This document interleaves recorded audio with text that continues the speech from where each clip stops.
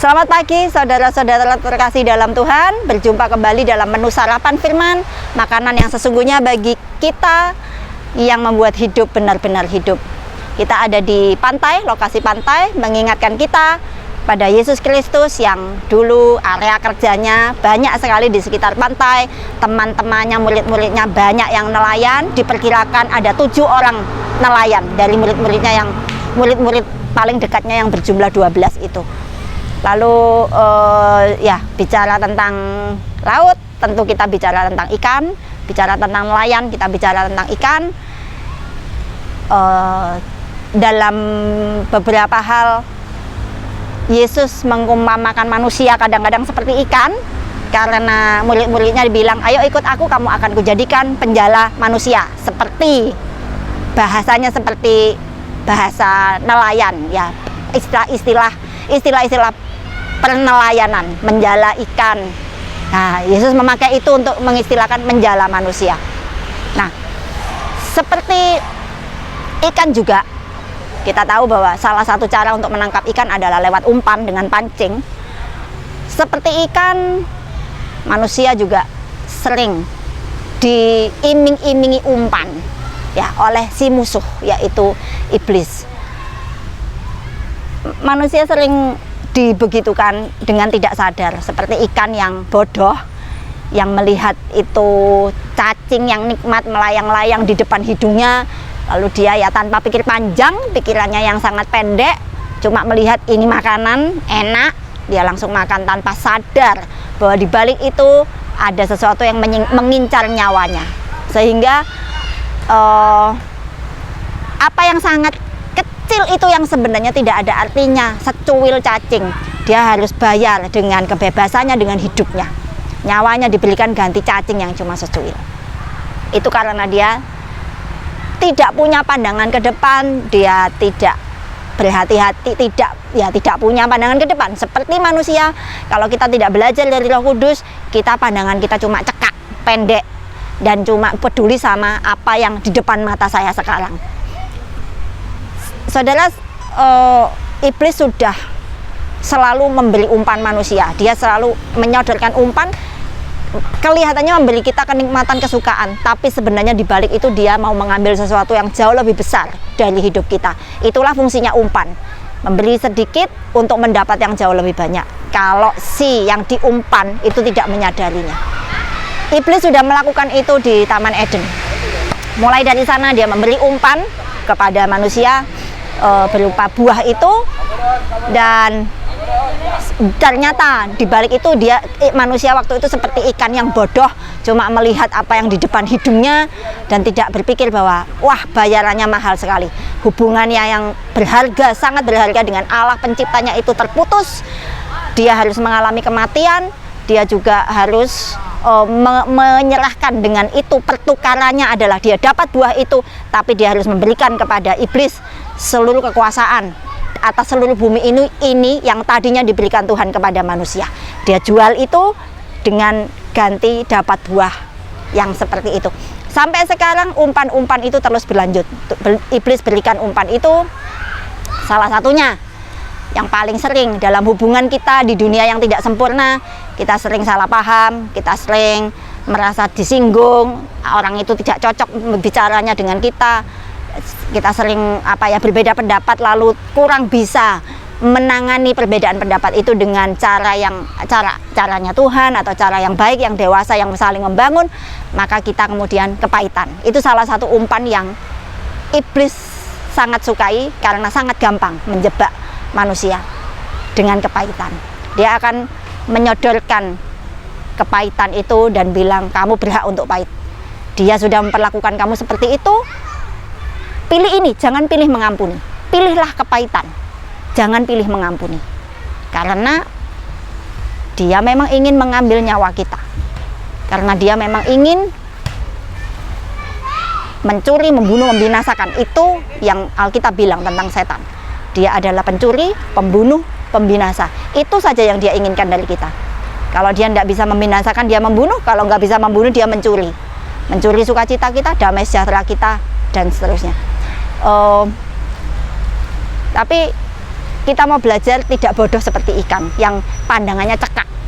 Hanya, iya ya, betul ya, saya sudah diperlakukan demikian tidak adil, saya sudah disakiti sedemikian rupa, dan mana keadilannya? Nah, lalu menuntut keadilan, tapi dengan cara manusia. Kalau soal menuntut keadilan, Tuhan itu jauh lebih tahu bagaimana berbuat adil dan membayarkan kepada setiap orang apa yang menjadi perbuatannya. Tapi kalau manusia lebih mempercayai godaan-godaan itu, tawaran-tawaran itu, maka dia berpandangan, berpikiran pendek, dan dia mengambil umpan itu dan menyimpannya di dalam hati, maka disitulah terjadi pertukaran itu. Iblis akan mendapatkan apa yang dia ingin rebut, dia ingin rampok dari kita, sukacita, damai sejahtera, dan juga jangan-jangan kalau kita tetap tidak mau bertobat sampai akhirnya kita akan mengorbankan nyawa kita, hidup kekal kita. Karena Tuhan bilang, ampunilah, kalau tidak mengampuni maka Bapamu di surga tidak akan mengampuni kamu. Saudara, Yesus memberi contoh yang jelas bagaimana kita tidak tergoda oleh kepahitan. Kita baca dalam Matius pasal 27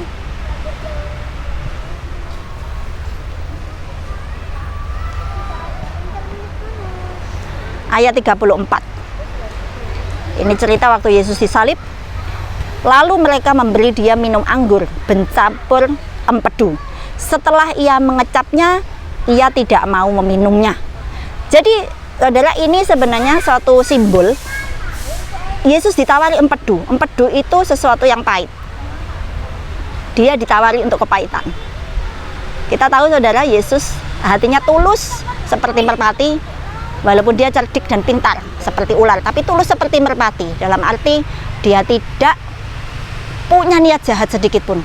Dan dia mengenali godaan untuk disuruh kepahitan itu, dan dia menolak. Setelah mengecapnya, dia tidak mau meminumnya. Saudara, Yesus aja pernah mengecap. Artinya Yesus pernah ditawari, kamu berhak untuk kepahitan. Lihat apa yang dilakukan manusia-manusia ciptaanmu ini kepadamu. Betapa kurang ajarnya, betapa ngelunjaknya, sudah tidak ketulungan. Manusia ciptaan ini begitu memperlakukan Allah penciptanya seperti itu. Dia punya segala hak. Yesus punya segala hak untuk kepahitan. Entah orang-orang itu minta maaf atau tidak, ada yang bilang, iya tidak apa-apa sebesar itu. Kalau saja dia minta maaf, tidak peduli apapun lah. Itulah semua hal yang alasan-alasan yang ditawarkan iblis untuk membuat kita memilih dan mengambil tawarannya, godaannya, umpannya itu, yaitu berupa kepahitan. Tapi kita belajar pintar seperti Yesus. Kita menolak. Kita menolak karena kita tahu bayarannya terlalu mahal. Hidup kekal kita dipertaruhkan. Jadi Yesus aja mengecap, tapi kemudian dia menolak. Mungkin kita sempat terlintas seperti mengecap, iya ya atau apa. Tapi buat keputusan yang bijaksana. Kita tahu hidup kita yang dipertaruhkan, hidup kekal kita. Dan tidak ada barang yang seberharga apapun di alam fana ini yang begitu berharganya sampai kita perlu mengorbankan hidup kekal kita untuk barang yang fana, berapapun nilainya di dunia yang fana ini. Tidak pernah ada seper-1000 juta atau apapun lah, tidak ada secuil dari harga di kekekalan itu. Jadi berdasarkan contoh Yesus, kita lihat Yesus adalah orang yang paling punya alasan untuk kepahitan, tapi dia menolak. Seberapa sih kepahitan-kepahitan yang kita alami hari ke hari? Tidak ada yang sebesar Yesus. Mari kita belajar bijaksana dan menolak kepahitan.